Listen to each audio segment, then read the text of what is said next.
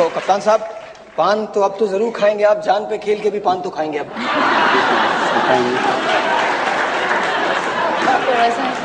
अरे रोकिए रोकिए एक मिनट जी, कुछ नहीं कहना इनसे आपने। मतलब इनसे पूछे तो सही कैप्टन कैसे हो। पान खिला दो पहले। खिलाइए। चलते चलते चलते चलते यूं ही कोई मिल गया था, यूं ही कोई मिल गया था, दर राह चलते चलते, दर राह चलते चलते।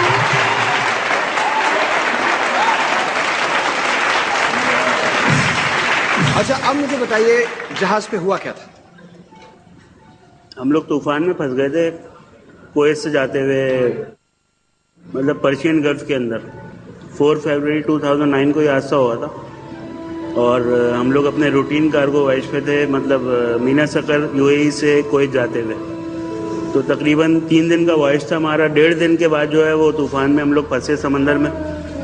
और मेरी 4 to 8 ड्यूटी होती है शिप के ऊपर, मॉर्निंग और इवनिंग चीफ ऑफिसर की। तो 3:30 बजे मुझे ड्यूटी कॉल मिली।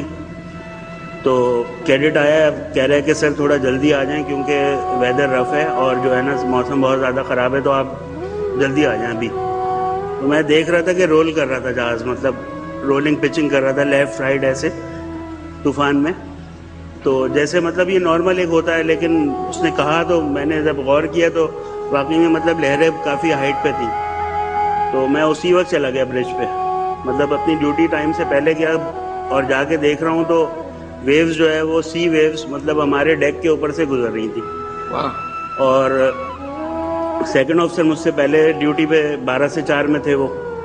तो मैंने उनको बोला कि आप साउंडिंग चेक करें, मतलब शिप पे बैलेंस टैंक्स होते हैं जो बैलेंस के लिए होते हैं। तो मैंने उनको बोला कि आप सारे बैलेंस चेक कर लें कि मतलब हमारी साउंडिंग जो है वो इक्वल है या नहीं है। तो उनको वो उसके लिए भेजा और उसके बाद जो है वो तकरीबन आके उन्होंने साउंडिंग बताई है तो नॉर्मल थी हमारे हिसाब से जो अपनी एक्यूरेट होती है। तकरीबन 5:45 बजे जहाज़ हमारा मतलब 10 डिग्री लेफ़्ट और राइट कर रहा था, लिस्ट मतलब रोलिंग पिचिंग हो रही थी। तो तकरीबन 5:45 मॉर्निंग में मतलब लिस्ट हो गया जहाज़ 5 डिग्री और अपराइट नहीं हुआ। तो मैं देख रहा था क्लिनोमीटर में, मतलब उसमें शो करता है, तो वो जो है मतलब 5 डिग्री हुआ और चंद लम्हों के बाद 40 डिग्री पे आ गया वो। आउच। जैसी 40 डिग्री आया, मतलब ये आप देख रहे हैं कि स्मूथ सरफेस है, तो वो 40 डिग्री पे जैसे ही आया तो हमारा जो मतलब जहाज़ की जो हाइट थी सी लेवल वाटर लेवल से वो तकरीबन 3-3.5 मीटर की थी। और हमारा मतलब जो वेव्स थी वो 8 मीटर से ऊपर की थी जो ऊपर से क्रॉस कर रही थी और हम लोग लोडेड कंडीशन में थे। तो जहाज़ हमारा 45 डिग्री से जब लिस्ट होना आहिस्ता आहिस्ता शुरू हुआ तो ग्रेजुअली जो है वो मतलब इस पोजीशन में था कि हम लोग रुक नहीं सकते थे। फिर हम लोग ने डिस्ट्रेस कॉल कर दी, इमरजेंसी सिग्नल, मतलब जैसे ही गए तो एमटी पेडोला एक अलग टैंकर था, हमारे जहाज़ का नाम एमवी सोराया था, मोटर वेसल सोराया। तो पेडोला ने हमें एक्नॉलेज किया कि मतलब वो हमसे तकरीबन 40 नॉटिकल माइल पे था, तो उसने एक्नॉलेज किया कि हम रेस्क्यू के लिए आ रहे हैं। मैंने मतलब ब्रिज से जो विंड स्क्रीन होती है वहाँ से मैंने नीचे देखा तो मुझे ख्याल आया कि ये जहाज़ तो वाकई में डूब रहा है और मतलब मैं अपने घर पे इन्फॉर्म करूं, ये मुझे ख्याल, क्योंकि मेरे हाथ में सेटेलाइट टेलीफोन था। तो मैंने उसी वक्त पाकिस्तान में अपनी अम्मी को कॉल की, कराची में। यहाँ पे मैंने कहा अम्मी से बात करूं, यहाँ तकरीबन समझ लें कि हमारे 1.5 घंटे का फ़र्क था, टाइम डिफरेंस। तो अम्मी नींद में थी, मैंने फ़ोन किया जब, तो मेरी बहन महविश ने कॉल अटेंड करी है। तो मैंने अम्मी उसको बोला कि तुम अम्मी को बुला दो। तो वो कह रही है कि भाई खैरियत है। मैंने कहा खैरियत है, तुम अम्मी को बुला दो। अम्मी आई है तो मैंने उनको बताया कि जहाज़ डूब रहा है इस तरह से, और जो है ना वो मतलब अम्मी ने एकदम फ़ोन छोड़ दिया इस बात पे, उन्होंने मुझसे कोई बात नहीं करी। मैंने कहा दोबारा बहन आई तो मैं आपसे था, अपने शिप कुलीग के साथ था, तो मैं नॉर्मल था। मैंने जब अपनी अम्मी से बात की तो मुझे एकदम से रोना आ गया।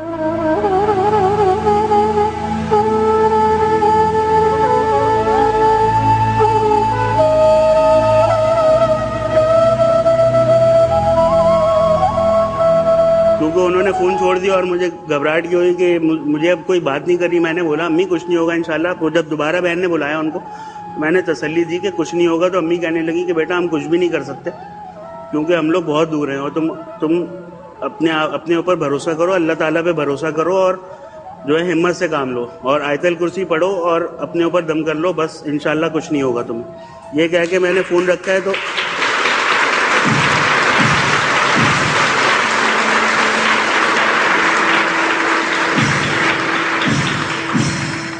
इतने में क्या हुआ कि कैप्टन साहब ने मुझे देखा है बात करते हुए घर पे, तो वो मुझ पर गुस्सा हुआ है कि हम लोग जैसे यहाँ पे डिस्ट्रेस में हैं, परेशान हैं सब, तो तुमने घर में बता दिया, वो लोग परेशान होंगे।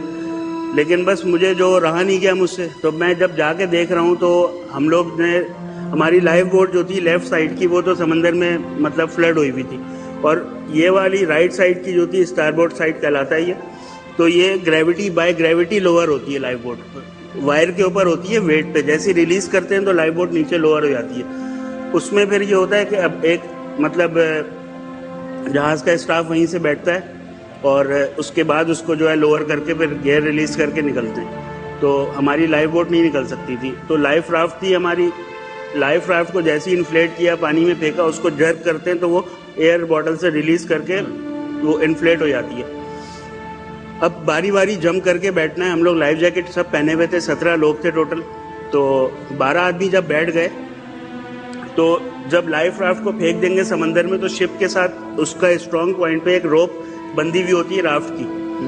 तो जब 12 आदमी उसमें बैठे, तो हमारी मतलब लहरों में राफ्ट ऊपर जा रही है, फिर नीचे जा रही है, लहरें ऐसे ऐसे बन रही हैं। उसमें उन जो 12 जो हमारे क्रू मेंबर्स थे, उनका जो वेट था, उस वेट की वजह से वो रोप टूट गई और हम 4 लोग जो थे वो सी में रह गए, और हमारा पेंटर रोप जो था वो बीच से टूट चुका था। ऐसा ऐसा राफ्ट निकल गई नजरों से। चारों लोग शिप पे, हम लोग समंदर में। हाँ, क्योंकि हमारा मतलब शिप का डिस्टेंस था तकरीबन समझ लें 10 मीटर, हमें जम करके शिप तक जाना था। कितने दिन बाद रेस्क्यू किया गया? मुझे तीसरे दिन रेस्क्यू किया, 56 घंटों के बाद। ईरानी फिशरमैन ने, ईरानी मछुआरों ने मुझे। वो जो 12 लोग लेके निकले थे, वो 12 आदमी जो थे, वो एमटी पेडोला, जिसने हमें एक्नॉलेज किया था कि हम रेस्क्यू के लिए आएंगे, जो टैंकर था, उसने उनको उठाया। क्योंकि हम लोग समझ लें कि हम तो वहाँ कितने लोग थे जिनकी डेथ हुई?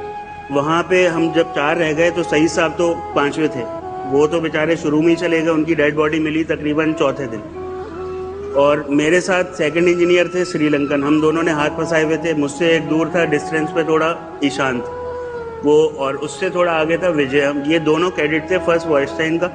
ये दोनों और मैं और सेकंड इंजीनियर इस तरफ थे। हम लोग देख रहे हैं, हमें पेडोला का सिर्फ ब्रिज नज़र आ रहा था कि ये हमें ढूंढ रहा है, मतलब हमारे लिए खड़ा हुआ है। लेकिन वो हमें नहीं ढूंढ पाया क्योंकि हमारे यहाँ तक पानी था और हमारी लहरें ऊपर से जब गुजरती थी तो हम अंदर हो जाते थे समंदर के अंदर। और लहरें मतलब जैसे ही गुजरती थी ऊपर से, ऐसे करके ना वो सेकंड इंजीनियर मतलब बाकायदा पानी पी रहा था, मुझे वॉमिट हो रही थी। तो जब वो ये पूरा दिन गुजरा है, सुबह 8 बजे हम लोग सी में हम लोग ने जंप किए, और जब सनसेट हमारे सामने हुआ है और सनसेट के बाद जब अंधेरा छाने लगा, तो सेकंड इंजीनियर मुझे जकड़ा हुआ था बाकायदा। उसके हाथ इतनी मजबूती से मुझे उसने पकड़ के कोशिश कर रहा था कि ऊपर आए। तो मैं उसको मतलब मैं भी देखा उसको, तो उसकी सिर्फ आंखें सकते में थी और वो मतलब उस शिप को देख रहा था। तो आखिर में जब वो जाने लगा तो उसने अपने हाथ ऐसे करके खोल दिए। तो मैं उसको देख रहा हूँ कि ये क्या हो गया इसको, और सीधा लेट गया लहरों में, और लहरों में जा रहा है, आ रहा है, जा रहा है, आ रहा है, मेरे करीब आ रहा है। मैं देख रहा हूँ कि सेकंड इंजीनियर है अभी, मुझे यकीन था कि ये है, लेकिन इसको अगर फर्स्ट एड मिले, और पानी भरा हुआ है क्योंकि मुझे ये था कि मतलब सांस है उसके अंदर, जिंदा है ये। उसकी वो हालत देखी तो मुझे मौत का खौफ आ गया मेरे सामने कि अब मतलब ये ख़त्म हो गया तो जाहिर है मैं नहीं बच सकता। अंधेरा हो गया, ओपन सी है, आसमान है और समंदर है, मतलब कोई रात की रोशनी, कहीं दूर कोई डिस्टेंस पे कोई रोशनी नज़र आए किनारे की, कोई कुछ लाइट नहीं थी, कोई भी लाइट नहीं थी। उसके बाद जो मतलब मौत के डर से लिटरली, मतलब जिसे कहते हैं ना कि लोग के मौत के खौफ से जो है सब कुछ आपका हो जाता है, तो वैसी ही मेरी कंडीशन थी। और मैंने उसको देखा कि ये ख़त्म हो चुका है, और फिर मैं वहाँ से निकला हूँ, मतलब बाकायदा मैं ईशांत और विजय को आवाज़ दे रहा हूँ तो वो लोग गायब हो गए। उनकी पहले हमारे ये था कि मैं विसिल बजाता था लाइफ जैकेट की, तो वो वहाँ रिप्लाई में विसिल बजाते थे, तो मुझे अंदाजा होता था। आपके साथ जो 4 लोग कूदे उनमें से सिर्फ आप बचे? हाँ, मैं बचा। बाकी नहीं बचे। 2 की डेड बॉडी मिली, उन दोनों कैडेट्स का आज तक पता नहीं है कि वो कहाँ चले गए। मुझे इनानी मछोरे ने उठाया, आज तक मुझे फ़ोन करते हैं वो लोग, हर चौथे 5वें दिन मुझे वो लोग कॉल करके मेरी खैरियत पूछते हैं कि मतलब तुम खैरियत से हो। मुझसे पूछते हैं क्योंकि मैं फ़ारसी समझ सकता था, पर्शियन बोलते, लेकिन मैं अरबी में जवाब देता था उनको। वाह। आपकी माँ की वो आखिरी दुआ थी आपके साथ। मेरी अम्मी ने जो है ना वो मतलब बड़ी हिम्मत रखी, क्योंकि समंदर में ये था कि मैंने कहा इनकी अम्मी की जो आखिरी इनसे फोन पे बात हुई, उनकी वो दुआ थी जो इस हालत में बेशक क्योंकि जो है मैं इस कंडीशन में था कि मतलब मुझे रह के ख्याल ही आ रहा था। दुआएं लगती हैं माँ की, दुआओं में बहुत असर है, बहुत ज्यादा असर है। दुआओं के बगैर इंसान कुछ भी नहीं कर सकता। अल्लाह के बहुत सारे।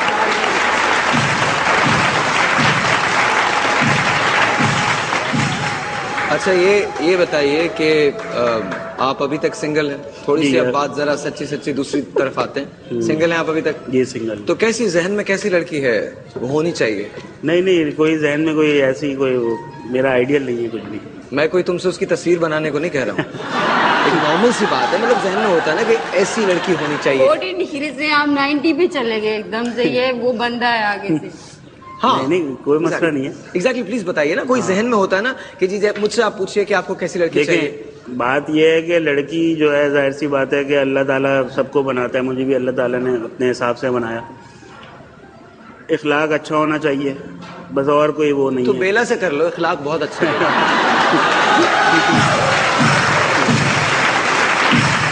मतलब इखलाक इज रियली गुड। इखलाक इज बेला का तो इखलाक कमाल है। लेकिन एक कटरीना कैफ कैसी लगती है आपको? एक्ट्रेस अच्छी है। एक्ट्रेस अच्छी है? एक्ट्रेस अच्छी है। और हमारे जिया खान जो है वो कैसी लगती है? माशाल्लाह से बेहतरीन। अच्छा वो अच्छी है, जो करीब में है माशाल्लाह।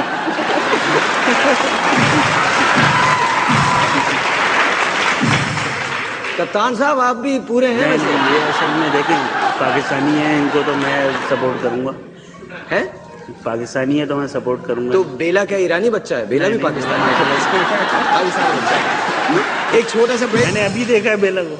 आपने अभी देखा है? मैं लड़की समझ रहा था।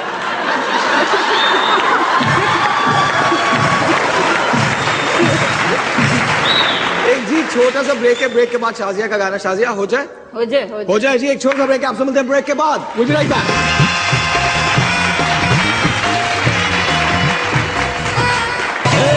Rasha fui payara namika minna ki pagal aw diwana mika u khanda duniya papana badawa